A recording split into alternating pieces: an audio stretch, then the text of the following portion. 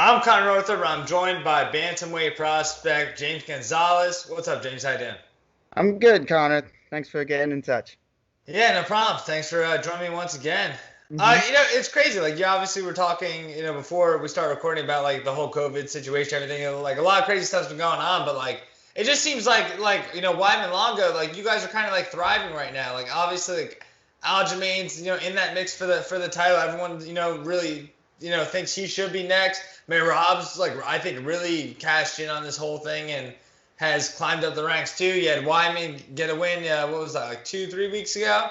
Yep, Just a yep. lot going on, and Dennis too, getting the call up for the contender series. So, like, what has it kind of been like at the gym these last couple, weeks, months? Well, the gym's been closed, like to the public at least. Some like the fighters that we have, they go Mm-hmm. in single time, and do their own thing.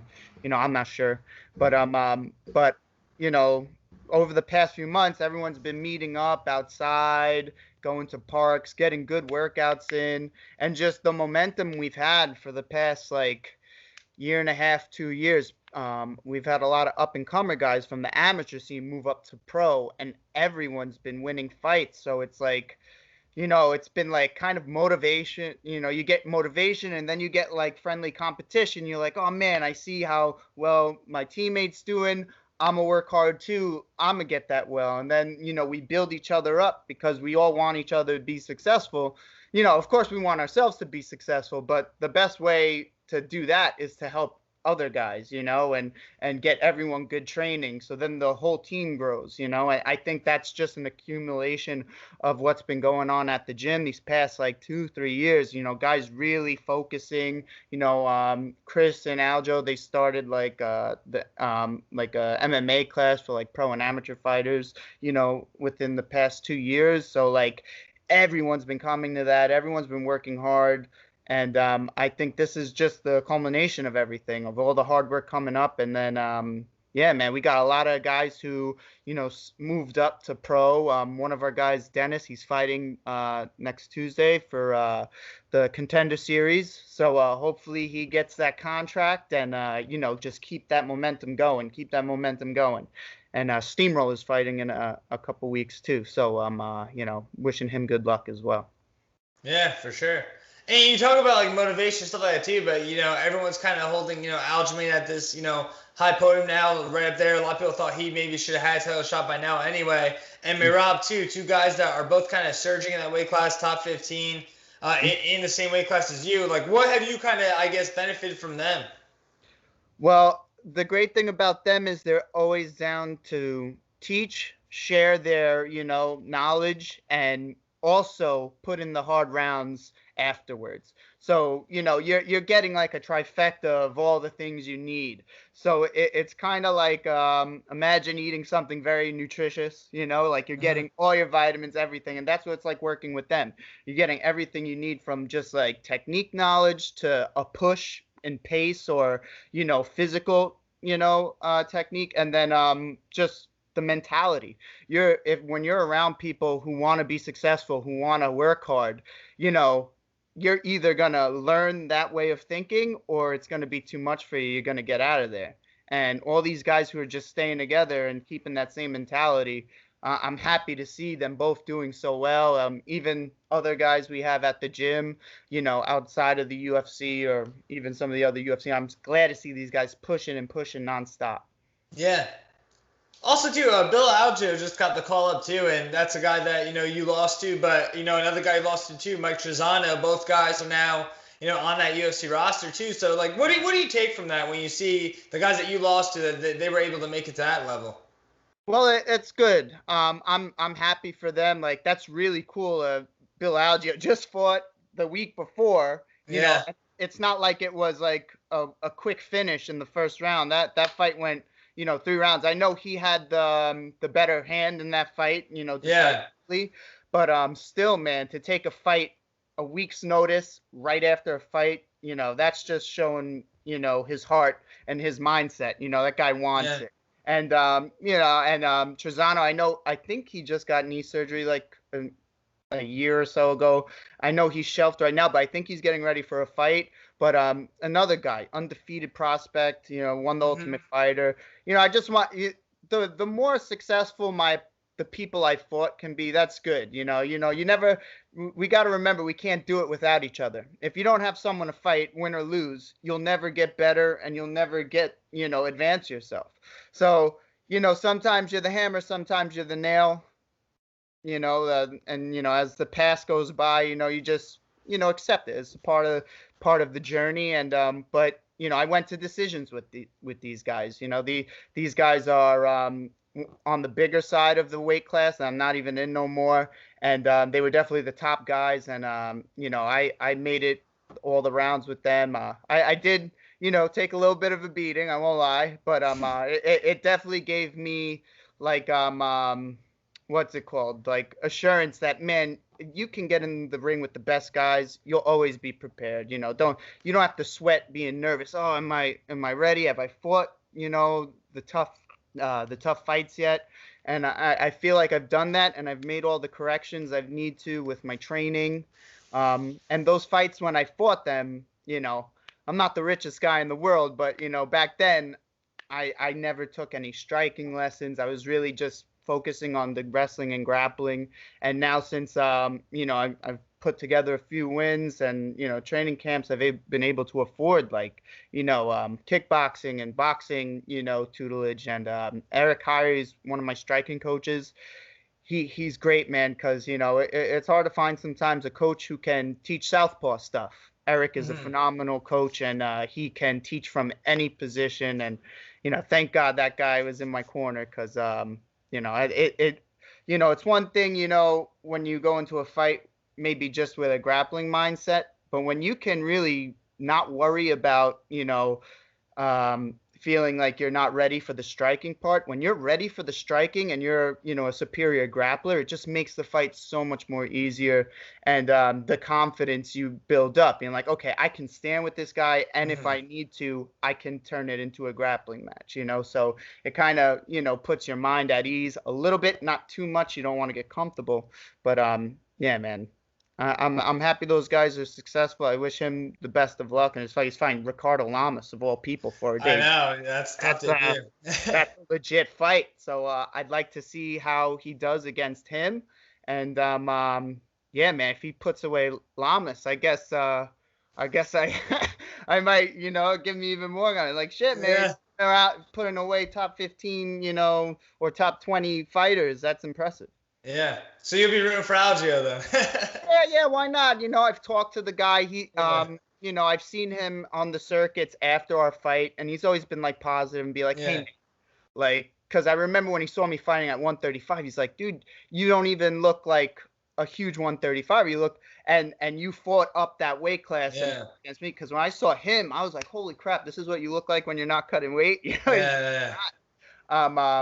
But he's always said positive things. He's always been like, yeah, keep going at it. You're a good fighter, man. Just keep going at it. So like, and same thing with Trezano. I've talked to his coaches in passing at different fights, and they're always very friendly. And yeah, so I wish those guys the best. There's really, nothing to hold against anybody. Yeah. And I think the last time I talked to you too, we talked a lot about kind of the 145 and how you won that title over Pat Sabatini. Now I know that belt is vacated. What kind of happened there? Well, it was a little bit of a misunderstanding on both my end and CFFC ends. We've kind of swept that under the rug and started anew. It's like whenever things happen, we will get in touch with each other from now on. So CFFC right now, our relationship is very good. We figured all that stuff out. Initially, how it came into play, because I was supposed to get a fight at 135 for the title, but they were having a hard time finding guys to fight me, like I was saying before. So that's why I think they're making this matchup. So there's a champion, and he has to defend the belt, So it's like, it's not like, oh, I don't want to fight that guy. I'm the next guy up for that. When they come back to Pennsylvania, I'll be fighting the winner of that fight. But that was taking a little bit of while, and we didn't exactly know what was going on. And then I saw the post for the 45-pound belt, and it just was a miscommunication, because I didn't initially know at first that I was being stripped or whatever. They were moving on with that weight class. But once we talked and everything got figured out, it was a total just miscommunication, and everything's good with us. Yeah. Yeah. But like with the 145 too, you found out that you were getting stripped like through like a press release then? Uh, Kinda? I just was getting tagged in like social media, Okay. like by my friends and stuff. Like, hey man, is this what's going on? But again, well, we all make mistakes sometimes, and it was just a little fumble of handling that situation, and that it's fine with me. It's Yeah. really a big deal. Is there like a positive to kind of take away from that too? Maybe like just like maybe look out for those things more. Like what did you kind of take away from the whole situation? With the whole belt thing. Yeah. Oh well, just it's just I think I was a little holding on too much to the what was initially said with the because like it's not necessarily their fault a lot too, because of the whole COVID thing, making that 135 happen, that title fight happen right away. That's nobody can control what happened. If the COVID thing never happened, I'm sure I would have fought for the belt in April or May or something. And but of course, when that ball is rolling, sometimes things just stop the progression.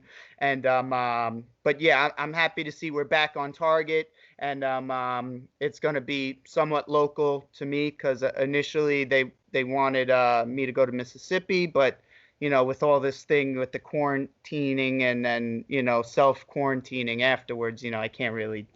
It'd be 4 weeks there, 2 weeks there, 2 weeks back, and it's like a whole month go by. And but Yeah. that was all figured out, and now I'm just excited. I don't know which opponent I'm fighting yet, but we'll find out after, I think, the 17th. Yeah. Even after, I think the last time I talked to you too, I know you were it seemed like you were just eyeing that 135 belt anyways. Mm-hmm. So, I mean, does any part of you are you disappointed you don't have that 145 belt? Or is it kind of like, well, you know what, like I was going to kind of focus on that 135 anyway, so. Well, the plan was to drop down and fight for the 135, because the fight beforehand was a 135-pound fight. I fought one prospect over there for my first fight. I beat him by doctor stoppage. He got a cut on his eyebrow or whatever. But like that was the whole plan, because I kind of had like this mentality to, because when you train with people, outside of fighting, you don't always want to be smaller than you need to, because you want to have a little bit extra weight on you. So if you roll with bigger guys, you can be competitive. But sometimes when you're too light, it's harder to give those guys a competitive role. So I was kind of just having that little guy, and I was like, oh, I got to be heavier. I can't be walking around at 155 all the time, because I'll be too light. But it was just like a mental thing. I kind of just watched The Matrix one day just by chance, and then really, it's just like you can be trapped in a prison of your own mind sometimes. So and it was the same thing. It was like, okay, why am I not doing these things? Why am I, not fighting or not necessarily putting in the hard work that I should, but I just didn't know I could make 135. And when I made 135, and it was just as easy as making 45, if not easier, because I've learned how to cut weight better over the years. I was like, yeah, I'm going for it. And now it's just, eating right. That's the biggest thing, putting an extra cardio workout in every day. And it really changes everything. Yeah. And I know you said you're kind of waiting on these two other guys to fight, and then, you'll be next. Do you have any idea of when you think that next fight could be for you? October is going to be a CFFC card in Pennsylvania. I'm not sure exactly the location yet, but it might be Parks Casino. That's where I fought last time. So if it's there, it's there. But yeah, I'm looking forward to it. I've been training like I have a fight set for, a week from now, next week, whatever. Because it's also a possibility, maybe I get a short notice fight, hopefully for the UFC, if they need a guy at 145 or 135. I could make the weight for the UFC 135 in a week if I had to. It'd be hard, but I could do it, especially since I've been staying ready and, my weight is really good right now. I could make 145 in an hour if I had to, 2 hours maybe, from right now. So if they need someone at 145, I'm always down to jump in. So those two weight classes, I have no problem going for. Yeah. And I know you probably can't say the names, but just for your sake, like, do you know both of the options that you possibly could be fighting in October? Yes, yes. I saw the fight card. It's actually public already. Okay. The fight card that has the fights on. At the moment, I can't remember. I have to look at the phone again. But I think there are two local guys on the scene from like that part of America. So I don't think anyone's flying in from out of country or out of state for there. So Yeah. Do you like how you stack up with both guys? I am still in the process of figuring out, because you know how hard it is to find fights of people sometimes. A Yeah. lot of people keep their stuff private. I don't always, try and get worked up into what that guy does. I have I train with enough people, like such a variety of training partners that I try not to stick to just training with one person that I do well against. That's like the worst way to come after this career, is to try and be comfortable all the time. I definitely, train with bigger guys, longer guys, shorter, stockier. Yeah, so I have such a plethora of training partners that, like, of course, whatever I can see, I will look at, but I'm not gonna be up for hours trying to hack a computer to get their fights. Yeah. Yeah, I was able to just look it up now to Jared Scoggins and Thomas Vasquez. Yeah, yeah. I've heard of both of those guys. And Scoggins, too, his brother, I think, was in the UFC. Oh, maybe. I'm not sure. I'll definitely Yeah. do a little more research when the fight gets closer. Yeah. That last name looks familiar. But, yeah, then, I mean, before they go, too, I mean, anything else that maybe, that you wanted to say, didn't get to say, anything like that? The floor is yours. Oh, no, I'm thankful the CFFC has given me an opportunity to, fight for the 135-pound belt. I'm thankful to my team, my coaches, Ray, Matt, and definitely all my other teammates, that have fought, especially the ones who are fighting to represent. You guys are always in my wishes. I love you guys. And, yeah, just training hard, keeping on the goal and keeping the mindset. So just to be ready whenever. Yeah. Yeah. All right, James, as always, thanks for the time. I appreciate it, and I wish you the best going forward. Yeah, for sure. After the fight, I'll give you a call. Hopefully it's a victory, and we'll go from there, man. So you be safe, and good luck with everything, and I hope your family and everyone's okay on your side. Same to you. I appreciate it, James. Have a good one.